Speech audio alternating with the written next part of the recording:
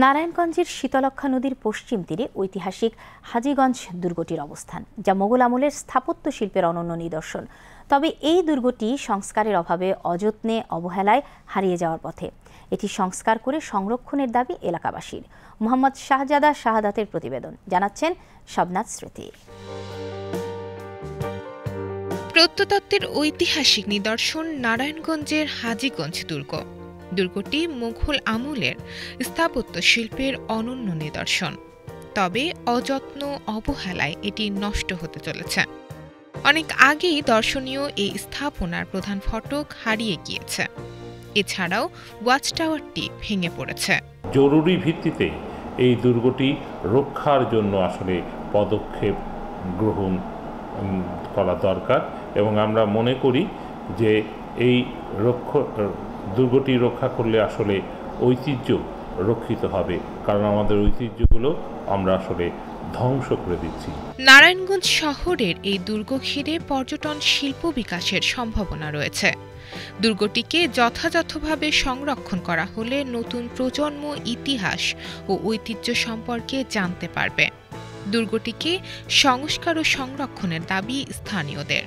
বইতে অনেক পড়েছি, বিভিন্ন জায়গায় পড়েছি, আজকে চোখে দেখলাম, খুব ভালো লাগলো।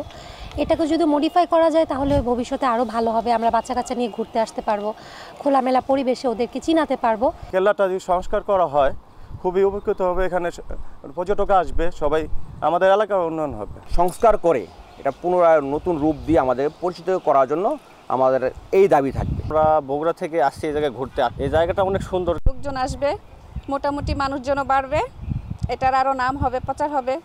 তো আশা করি এটা যাতে আরও ভালো করা যায়। মুঘল আমলের সপ্তদশ শতকে আরাকানি জলদস্যুদের আক্রমণ প্রতিহত করার উদ্দেশ্যে দুর্গটি নির্মাণ করা হয়। অসমান বাহু ও 6 কোণ বিশিষ্ট দুর্গের উত্তরে রয়েছে তরুণযুক্ত প্রধান প্রবেশপথ। প্রবেশপথের সিঁড়িতে রয়েছে 19টি ধাপ।